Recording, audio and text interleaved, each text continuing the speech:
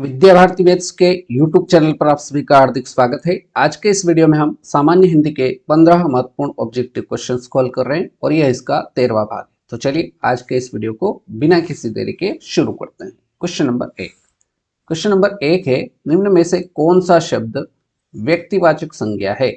निम्न में से कौन सा शब्द व्यक्तिवाचक संज्ञा है? आम, पहाड़, गाय या यमुना? इनमें से अपने को बताना है कि कौन सा शब्द व्यक्तिवाचक संज्ञा है। तो यहाँ पर यमुना जो है ये आपका व्यक्तिवाचक संज्ञा हो जाएगा।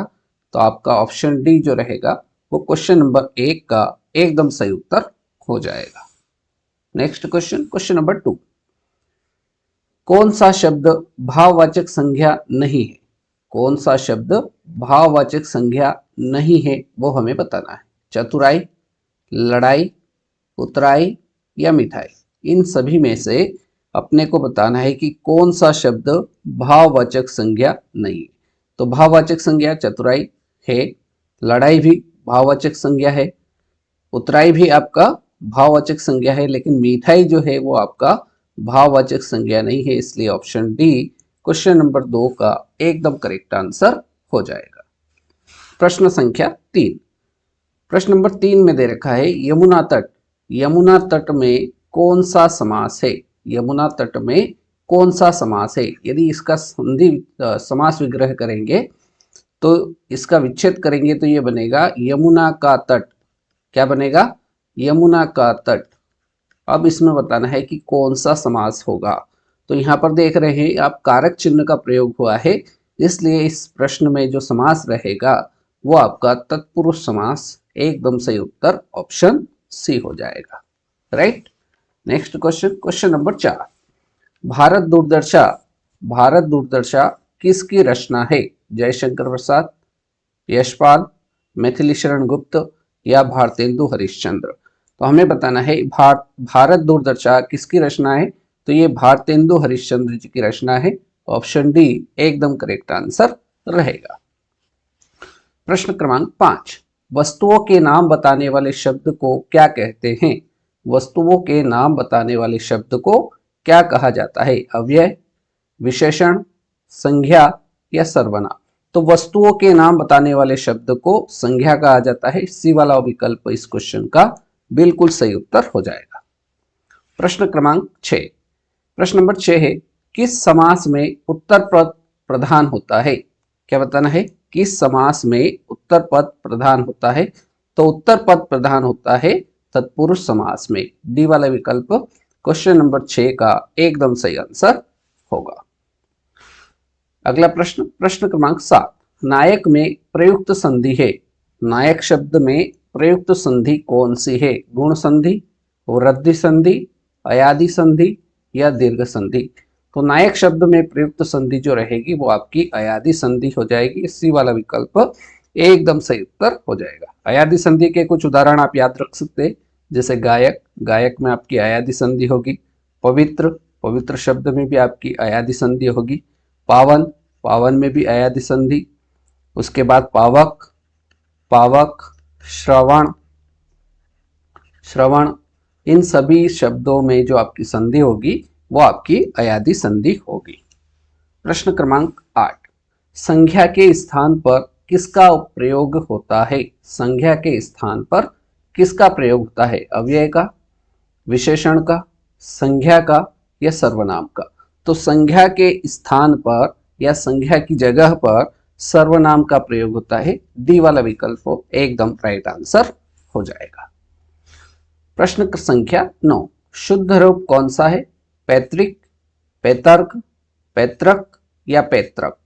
तो इन सभी में से शुद्ध शब्द जो है वर्तनी की दृष्टि से वो आपका सी वाला विकल्प एकदम शुद्ध रूप है। प्रश्न संख्या 10, निम्न में से कौन सा शब्द रूढ़ शब्द है? निम्न में से कौन सा शब्द रूढ़ शब्द है? दयासागर, पंकज, विद्यालय या जल? इनमें से हमको बताना है कि कौन सा शब्द रूढ़ शब्द है। तो यहाँ पर जल जो है वो आपका एकदम सही आंसर रूढ़ शब्द हो जाएगा। प्रश्न क्रमांक 11, महोषधि शब्द में संधि है। वृद्धि संधि, यण संधि व्यंजन संधि या दीर्घ संधि। तो महोषधि जो शब्द दिख रहा है आपको, यहाँ पर दो मात्रा दिख रही है, तो दो मात्रा जहां होगी वहां आपकी वृद्धि संधि, ऑप्शन ए बिल्कुल सही उत्तर हो जाएगा। प्रश्न क्रमांक 12, देश प्रेम। देश प्रेम में कौन सा समास है? देश प्रेम में कौन सा समास है? तो देश प्रेम मतलब देश से प्रेम, देश से प्रेम। देश से प्रेम, इसमें कौन सा समास होगा? तत्पुरुष समास, द्विगु समास, बहुब्रीहि समास या फिर अव्ययी भाव समास। तो यहाँ पर कारक का प्रयोग हुआ है, इसलिए आपका जो समास होगा वो आपका तत्पुरुष समास, ऑप्शन ए एकदम सही उत्तर हो जाएगा। प्रश्न संख्या 13, द्विगु समास का उदाहरण बताइए। द्विगु समास का उदाहरण बताना है। दिन रात दोनों पद प्रधान है, इसलिए इसमें जो समास होगा आपका द्वंद्व समास हो जाएगा। दिन रात शब्द में आपका जो समास होगा वो कौन सा समास होगा? द्वंद्व समास। त्रिभुवन, यहाँ संख्या आया है, इसलिए इसमें जो समास होगा वो आपका द्विगु समास होगा। बी वाला विकल्प इस क्वेश्चन का एकदम सही आंसर हो जाएगा। अन्वय, अन्वय में आपका जो समास होगा वो कौन सा समास हो जाएगा? अव्ययी भाव समास। कौन सा समास होगा? अव्ययी भाव समास। चतुरानन, दोनों पद अप्रधान रहते हैं, इसलिए इसमें जो समास होगा वो आपका कौन सा समास होगा? बहुब्रीहि समास होगा। राइट। क्वेश्चन नंबर 14, नेत्री शब्द का पुल्लिंग रूप क्या है? नेत्री शब्द का पुल्लिंग शब्द क्या है? नेत्री, नेतिन, नेताइन या नेता। तो नेत्री शब्द का पुल्लिंग रूप जो होगा वो नेता होगा। डी वाला विकल्प इसका बिल्कुल सही उत्तर हो जाएगा। और आज के इस वीडियो का हमारा अंतिम प्रश्न, प्रश्न संख्या 15, निर्जा किसकी रचना है?